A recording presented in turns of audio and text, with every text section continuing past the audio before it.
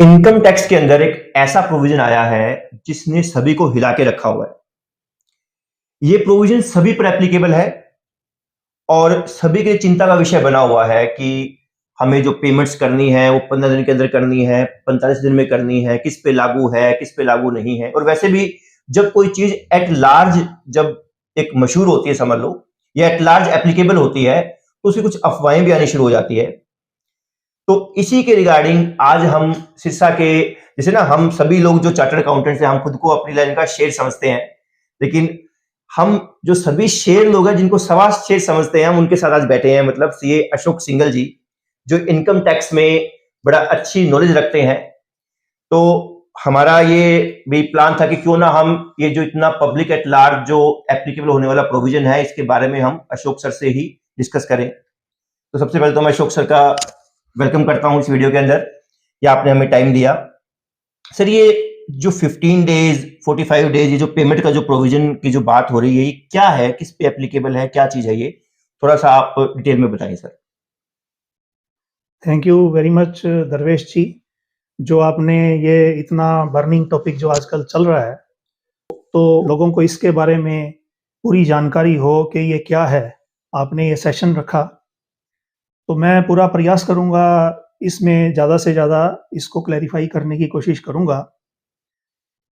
ये जो income tax का नया रूल आया है, फाइनेंस एक्ट 2023 में इनकम टैक्स एक्ट का सेक्शन 43B में H एक सब क्लास ऐड की गई थी।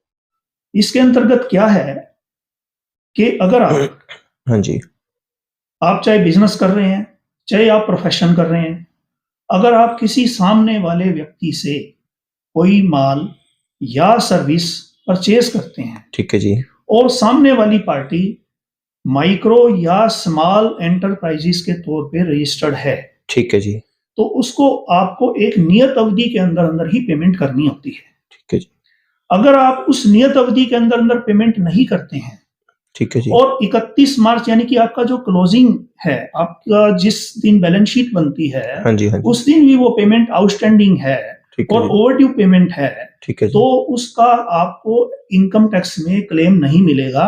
या दूसरे शब्दों में कहें कि वो एक्सपेंडिचर या वो परचेस आपकी इनकम में ऐड हो जाएगी। ओके ओके, ठीक है जी, इसमें जो व्यक्ति माल, जिससे हम माल खरीद रहे हैं या सर्विस ले रहे हैं, ठीक है जी, वो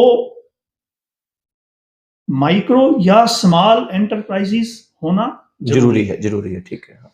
और माइक्रो और स्मॉल एंटरप्राइजेस के तौर पे उसका रजिस्टर होना जरूरी है, उद्यम रजिस्ट्रेशन, उद्यम होना रजिस्ट्रेशन चाहिए, उसके उद्यम पास रजिस्ट्रेशन होना चाहिए, ठीक है जी, ठीक है, ओके ओके, इसमें जो समयावधि है, हाँ जी, जैसे 15 दिन या 45 दिन की जो बात चल रही है, हाँ जी, हाँ जी, अगर मान लीजिए कि हमारा कोई वास्तव में कोई रिटर्न एग्रीमेंट है ही नहीं ठीक है, कि हम कितने टाइम में पेमेंट करेंगे, ठीक, नॉर्मल जैसे सेल परचेज चल रही है, नॉर्मल जी, उधार, हाँ ठीक है, तो उस दशा में 15 दिन एप्लीकेबल होंगे, ओके, यानी कि हमें 15 दिन के अंदर अंदर उसको पेमेंट करनी होती है। ठीक है, और अगर हमारा कोई एग्रीमेंट है, ठीक तो है जी, मैक्सिमम 45 दिन के अंदर अंदर पेमेंट करनी है, ओके, ये नियम है। ठीक है। अब से इसको हम एक ना एग्जांपल से अगर मैं आपसे क्लैरिफाई कराना चाहूं कि मेरी बैलेंस शीट के अंदर 31 मार्च को 1.5 करोड़ रुपए क्रेडिटर्स हैं, और उसमें से 1 करोड़ रुपए के जो क्रेडिटर वो एमएसएमई में रजिस्टर्ड है, उद्यम वाले हैं, तो क्या वो 1 करोड़ रुपया सारा मेरी इनकम में ऐड हो जाएगा सर? जी बिल्कुल, ओके, इसमें जितना आपका ओवरड्यू पेमेंट है हाँ जी, एमएसएमई की, ठीक है जी, यानी कि माइक्रो और स्मॉल एंटरप्राइजेस हाँ जी, की हाँ जो जी, ओवरड्यू पेमेंट है 15 दिन या 45 दिन से जिनको ज्यादा हो गए हैं, ठीक है जी, वो सारा अमाउंट आपकी टैक्सेबल इनकम में ऐड हो जाएगा। ओके, और अगले वर्ष हाँ जी, जब आप एक्चुअल में उसकी पेमेंट करेंगे, ठीक है जी, तो अगले वर्ष की इनकम से फिर ठीक है, अगले साल की जब आप रिटर्न फाइल करेंगे, उसमें ये लेस हो जाएगा। मतलब इस साल तो फिर मतलब मेरा मोटर टैक्स 100% क्लियर है कि मुझे देना ही पड़ेगा उसके ऊपर। हाँ, यानी कि आपने अपनी इस साल नहीं प्लानिंग बच के सकता हिसाब मैं। से आपका जो एक्चुअल प्रॉफिट आपका आया है, हाँ जी, वो फिगर आपकी डिस्टर्ब हो डिस्टर्ब जाएगी, हो और जाएगी, वो ये काफी ज्यादा इफेक्ट डाल सकता बहुत है। ज्यादा, बहुत बड़ा इफेक्ट जी डालेगी सर ये, हाँ ठीक है सर, ठीक है। बिल्कुल।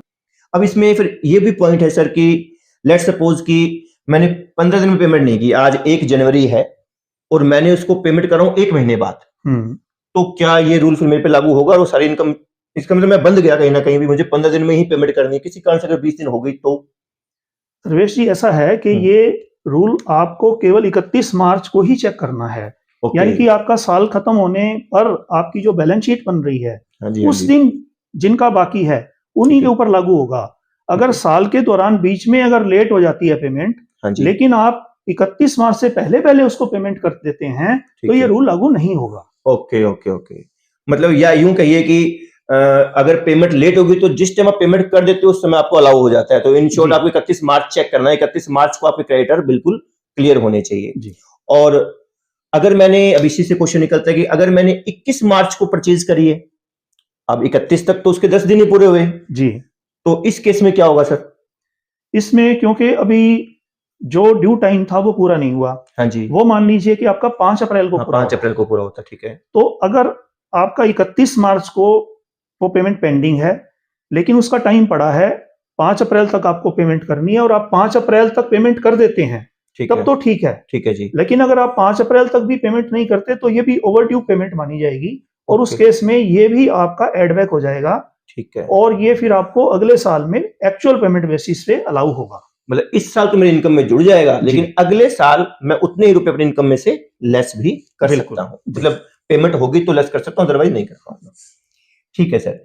अब जिस इसमें अब बार बार आप कह रहे हो कि goods and service, goods and service, मतलब अगर मैंने सपोज कीजिए कि मिस्टर एक्स है, वो एमएसएमई में रजिस्टर्ड है और मैंने उनसे 5 लाख रुपए उधार ले लिए और मैं उनको पेमेंट लेट करता हूं, तो क्या वो 5 लाख भी जुड़ जाएंगे? मतलब अनसिक्योर्ड लोन इन शॉर्ट में कहना चाह रहा हूं, किसी से पैसे उधार लिए हैं तो क्या मुझे वो भी चुकाने पड़ेंगे क्या 15 दिन के अंदर अंदर? नहीं दरवेश जी, ये जो रूल है ये केवल जो किसी माल खरीदा हुआ या कोई हमने सर्विसेज ली है उसके अगेंस्ट जो पेमेंट बकाया उसी पे लागू होता है, यानी कि अनसिक्योर्ड लोन के ऊपर ये रूल एप्लीकेबल नहीं है। Okay, okay. अब सर एक सबसे बड़ी जो मेन समझ लो समस्या जो आ रही है, जो डाउट क्रिएट होता है कि एमएसएमई में तो मैन्युफैक्चरर भी रजिस्टर्ड है, ट्रेडर भी है और सर्विस प्रोवाइडर भी है। तो अगर कोई सर्विस ट्रेडर है उसके ऊपर भी रूल लगेगा? मतलब मैंने किसी से माल लिया है और वो माल जो जिससे लिए वो फैक्ट्री नहीं है, मैन्युफैक्चरर नहीं है, वो कोई दुकानदार था, उससे माल लिया है, तो क्या उसके ऊपर भी रूल लगेगा क्या? अभी मैन्युफैक्चरर, ट्रेडर, सर्विस प्रोवाइडर कौन से लोग कवर है, कौन से लोग कवर नहीं है? आपने बहुत अच्छा क्वेश्चन पूछा। हाँ जी। पहली बात तो मैं आपको थोड़ा सा ये पहले बता दूं कि माइक्रो और स्मॉल एंटरप्राइजेज में कौन से एंटरप्राइजेज आएंगे। ठीक है जी। इसके लिए गवर्नमेंट ने एक टर्नओवर की या प्लांट एंड मशीनरी इन्वेस्टमेंट की एक लिमिट रखी हुई है। ठीक है जी।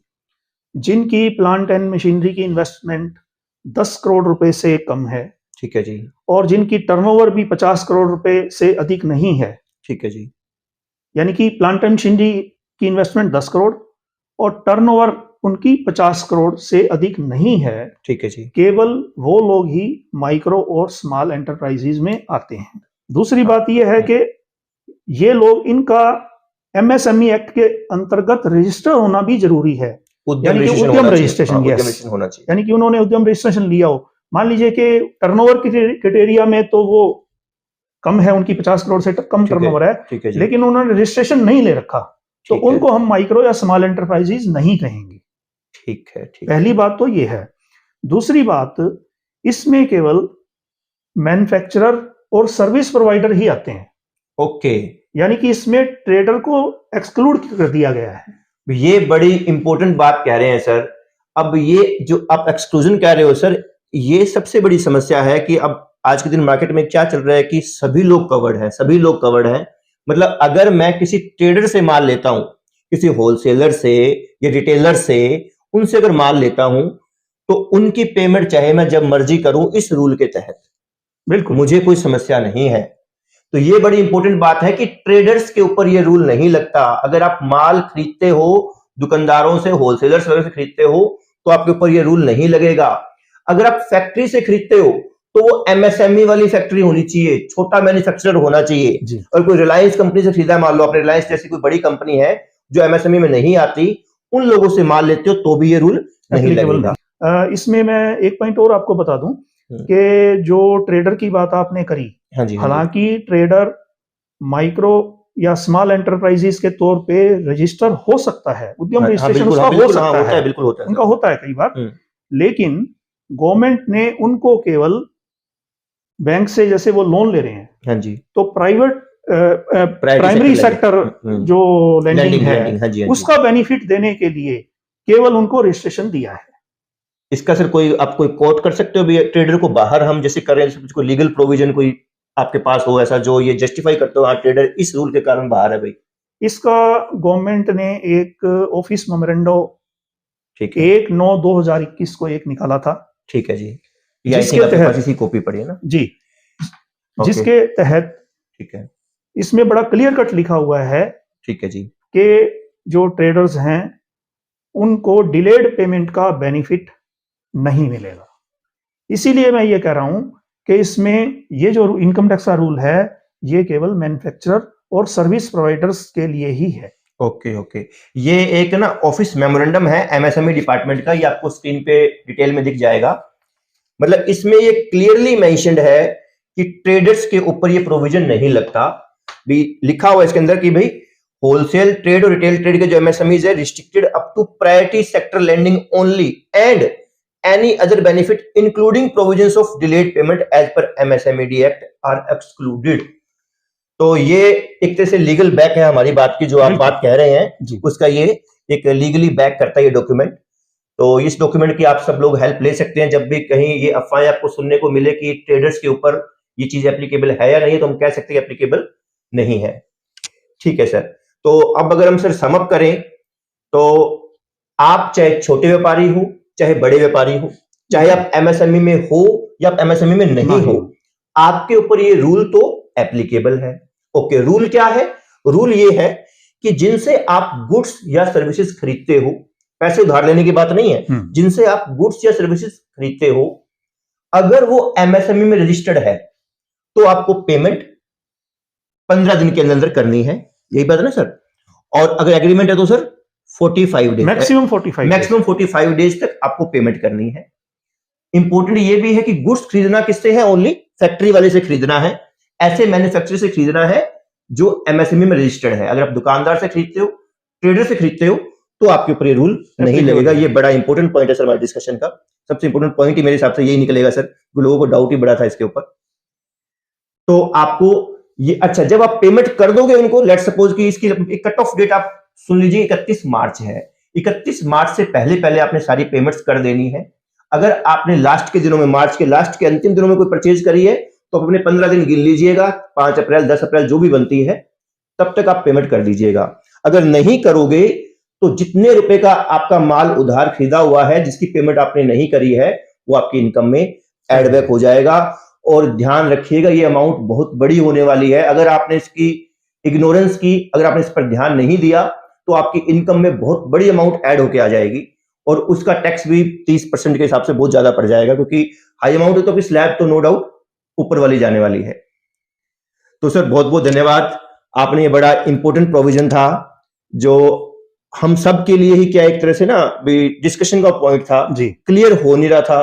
व्हाट्सएप यूनिवर्सिटी से बहुत सारी अफवाहें हमारे सामने आ जाती है, तो ये जो अभी आपने स्पेशली ये जो प्रोविजन का जो लीगली बैक करके डॉक्यूमेंट दिया है, ऑफिस मेमोरेंडम दिया है, ये बहुत ज्यादा हेल्प करेगा जो ये जस्टिफाई करता है कि ट्रेडर्स इसके अंदर शामिल नहीं है।